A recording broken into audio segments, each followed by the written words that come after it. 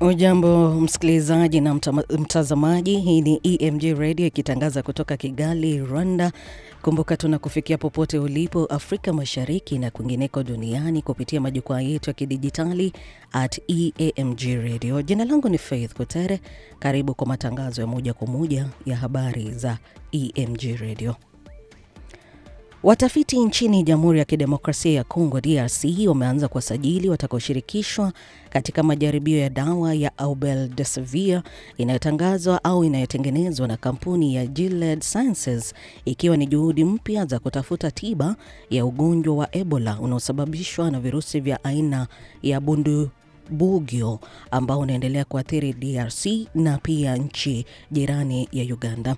Utafiti unaongozwa na taasisi ya kitaifa ya utafiti wa tiba ya DRC INRB kwa ushirikiano na ANRS ya Ufaransa, huku ukisaidiwa na mashirika ya misaada ya binadamu ya ALMA na Médecins Sans Frontières MSF. Majaribio yanafanyika katika mkoa wa Ituri ambao ndio kitovu cha mlipuko huo. Lengo la utafiti ni kubaini iwapo dawa hiyo inaweza kuzuia mtu aliyeathiriwa na virusi hivyo kupata maambukizi ya Ebola ikiwa atapatiwa matibabu ndani ya siku 5 baada ya kukutana na mgonjwa aliyethibitishwa kuwa na ugonjwa huo. Haya yanajiri huku shirika la afya duniani WHO likionya kuwa linakabiliwa na upungufu mkubwa wa fedha unaotishia juhudi za kudhibiti mlipuko huo. WHO imesema imepokea takriban 40% pekee ya fedha zinazohitajika, sawa na chini ya nusu ya ombi lake la dola za Marekani milioni 115 lilotolewa kwa ajili ya kukabiliana na mlipuko huo. Uganda. Rais wa Uganda Yoweri Kaguta Museveni ameahidi kuunga mkono mgombea wa Angola katika uchaguzi wa mkurugenzi mkuu wa shirika la chakula na kilimo la Umoja wa Mataifa FAO, akisisitiza umuhimu wa mataifa ya Afrika kushikamana katika masuala yenye maslahi ya bara hili.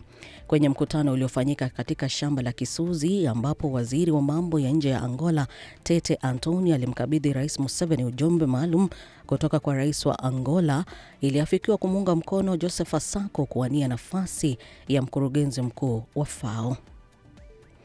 Nchini Kenya, mamlaka ya kudhibiti kawi na petroli EPRA imetangaza kwamba bei za mafuta zitaendelea kubaki jinsi zilivyo kuanzia Julai tarehe 15 hadi Agosti tarehe 14 mwaka huu. Kutokana na uamuzi huo, petroli lita moja jijini Nairobi itaendelea kuuzwa kwa shilingi 214 na senti 3, dizeli kwa shilingi 222 na senti 86, huku mafuta ya taa lita moja yakiuzwa kwa shilingi 191 na senti 38. EPRA imesema hatua hiyo imechukuliwa baada ya kutathmini mwenendo wa soko la mafuta duniani pamoja na gharama za uagizaji, na kwamba inalenga kudumisha utulivu wa bei za mafuta kwa kipindi cha mwezi mmoja ujao.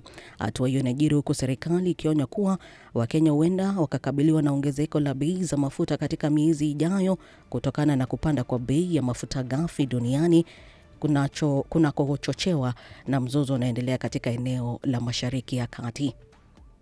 Na tukirejea Uganda, mkuu wa majeshi ya ulinzi ya Uganda CDF Generali Muhoozi Kainerugaba leo anatarajiwa kuhitimisha kikao cha mwaka cha kimkakati cha jeshi la ulinzi la wananchi wa Uganda UPDF kinachoendelea katika makao makuu ya ujasusi na usalama wa ulinzi yaliyoko Mbuya. Kikao hicho cha siku 3 kimewakutanisha makamanda wakuu wa jeshi pamoja na maafisa wa kiraia kutoka Wizara ya Ulinzi na masuala ya wastaafu wa kijeshi MODVA kwa lengo la kutathmini utendaji wa sekta ya ulinzi, kuimarisha uratibu na kuangazia masuala muhimu ya mwaka wa fedha wa 2026-2027.